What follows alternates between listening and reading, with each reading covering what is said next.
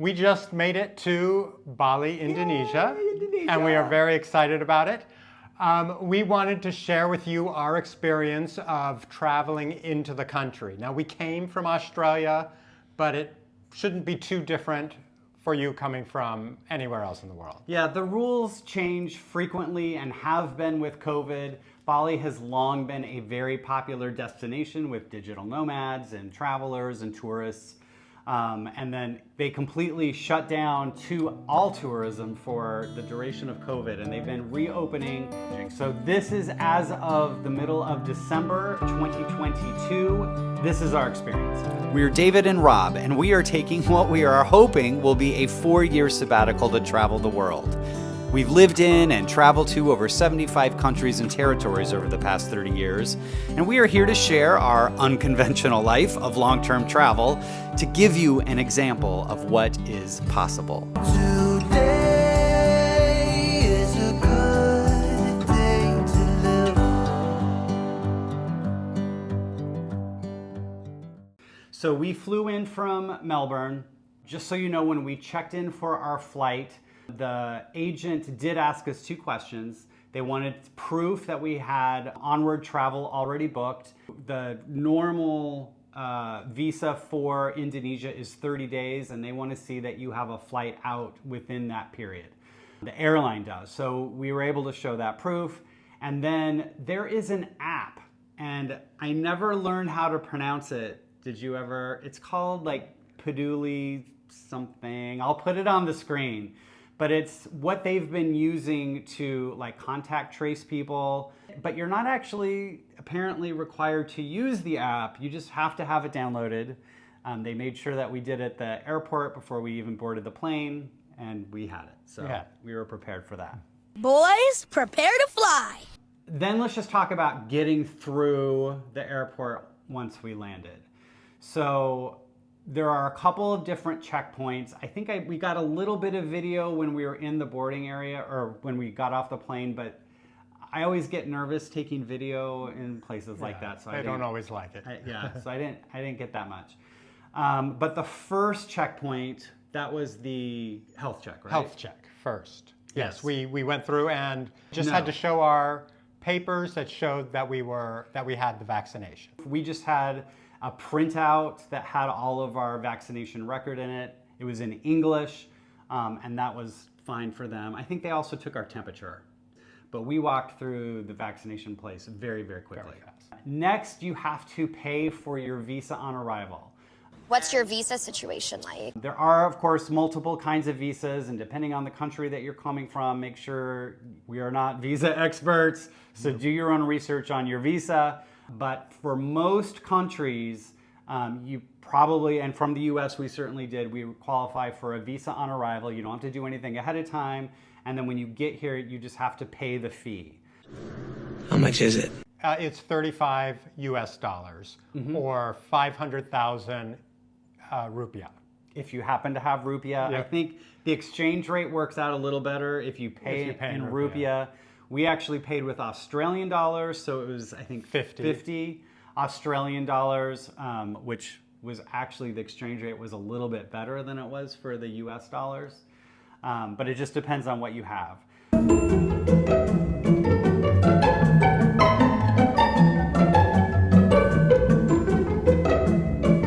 There was a lot of information before we got here that you could come in 30 days and not have to pay anything, but I think that has changed again. And that is only available to some countries, and I think they're mostly Southeast Asian countries. Yeah, I think it's 6 or 7, like, Singapore, Malaysia kind of stuff. They can come here for 30 days for free. We did ask someone just to make sure, and he's like, no, you have to pay for it. So just kind of as an aside, if you do want to extend your visa, there is a way to do that. Once you've paid for the visa, you can extend an additional 30 days. But there is quite a process to that, and it includes a couple of going to offices. Like, I think it's 3 visits. If you do it on your own, there's 3 visits. Yeah. If you pay someone to help you, then you only have to visit once. Yeah. So we kind of looked into that and then just decided not to bother with it, but it is potentially an option. What was next? So then we had to go through the immigration line, and that was the long one. that was the long one. There were probably 4 different lines you could get into. Yeah. And We got really lucky. we got really lucky. The people behind us bailed on our line because they thought it was too long and headed to another line. And sadly for them, our line ended up splitting in 2, and so we got through twice as fast Yes. as the other line. And then all the other people were running over to get into our lines. I felt bad for the people who bailed, but I've made foolish choices. it still took us a little while. I don't know, maybe that line itself was like a half hour, 40 but- minutes, something like that. That's not bad But yeah, I mean, not bad at all. compared to a lot of. And in the immigration, they asked me where we were going to stay at first, how long we were here, kind of very typical questions. Yeah. It took a little while. She wasn't that picky, the woman who I talked to, Yeah. because I couldn't remember the name of our hotel and I didn't want to dig through my bag. And I said, it's Sun something. And she was like, that's good enough. So Close enough. Once we got through that, then you get out into the baggage carousel. And then you just have to find your place and wait for your bags. There were at least 2 planes coming in because I saw a sign that said Melbourne, which we had come from, so we went and stood there. And then after a while, we were like, what's happening? And we realized there were 2 planes that had arrived from Melbourne, and we were the next one over. But we did not waste our time while we were doing that. So there is a customs form that you have to fill out.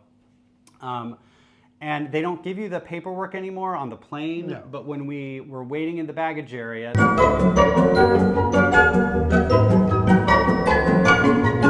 but they also had big posters with a QR code. And you just take the picture with your phone of the QR code and it opens up the website. There is Wi-Fi in the airport. they have it specifically for filling out this form. Yes. So it's. And so then you just Makes go it on easy. and it's a very typical customs form. Are you bringing in a whole bunch of cash? Do you have anything to declare? Those kinds of questions. So we were both just able to fill it out on our phone. I think once we finished, then we got another QR code on our phone, which they scanned that one. at customs. We were able to go right through customs. Just note that we did see them, I think, pretty randomly picking people to actually go through and have their bags looked at more closely. But we were lucky and we just went by. Then we needed transportation to our hotel, and we got in late. So our flight was delayed. Yeah, we were supposed to get in at 9 o'clock. The flight got delayed in Melbourne because of a storm, so we didn't get in until a little like 10:20. And then an hour and a half in Yeah, it all took a long immigration. time. So yeah, it took us about an hour and a half to get through all of the baggage and immigration and customs. And then you walk the gauntlet of getting out of It wasn't so bad, it's just really. no, it's not too No. bad, but it's long. Like they make you weave around yeah. a couple of times, and there's a ton of people there with signs, who people have hired a driver beforehand, and so they've got their signs looking for people, different hotels and stuff like that. And then of course just 100 people who are like, taxi, take my taxi. But I didn't find them aggressive. No. So, which was But it fine. it was a curiously long walk because they really do like make you walk through the entire airport to get maximum seeing all the things. Anyway, we did not want to just take a taxi, although I think there is a taxi stand you There can go is. to. Most people recommend not trying to negotiate with just some random guy who comes up to you. But what we did is I have the app on my phone for Grab, which is sort of Indonesia's version of Uber.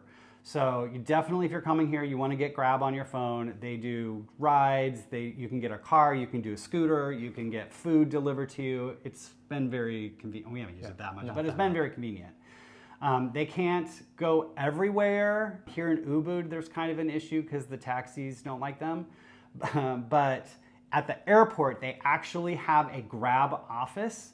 And you can just go there, you put in your hotel, they pull up right outside of the office. It's very, very easy. We have heard from people that taxi drivers will come up to them and of course say, oh, Grab can't come here, or they're terrible, because they want your business. But it was very easy for us. We just went into the office, put in our thing, the driver showed up within 5 or 6 minutes, and we knew exactly what the fare was. and we got transported to our hotel. So Yes. it was And to pretty find painless. it, go out to where the taxis are, you exit the door, and then you cross the driveway, and it's on the other side. Yeah. All in all, it was pretty straightforward. There wasn't anything too stressful about it. Nope. We have heard from other people here that came in and had like waits of 4 hours trying to get through immigration because there were just more planes. So be prepared that it might take a while, and pay attention to your hotel. We stayed at a pretty reasonable hotel. Like, we didn't do like a backpacker thing. We were in a real hotel, but they had the front desk closes at midnight. And so we had to get there before midnight. And initially we're like, oh, we get there at 9, it's not gonna be a problem. But then our flight got delayed. We ended up getting there like at 11:50. And they were super nice and it wasn't an issue. But like, pay attention to that, because some hotels might not have 24-hour reception and you don't wanna get stranded or something. But overall, it was very easy. Yeah. Yeah, we are loving Bali. So just as a heads up, we'll have some more fun videos of some of the stuff we're getting up to while we're here. But we just thought this might help some people who are trying to get in. Also, just one more note on COVID. When we got here, we had to wear masks on the airplane. We had to wear them through all of the immigration process. And then we were told you're supposed to wear them in like public areas when you're indoors or in public transportation. We really haven't found that it was very strictly managed. There are definitely people wearing masks and plenty of people who weren't. But I think just as of a couple of days ago, the government has now gotten rid of all restrictions. They still encourage you to wear masks when you're out in public, but there's no requirements anymore. So pay attention, because things change frequently, but it's a great country and you're probably gonna love it here. It's really nice. All right, thanks for watching. If you have any questions or comments, please leave them below, and we will see you on the next video. Today and not tomorrow.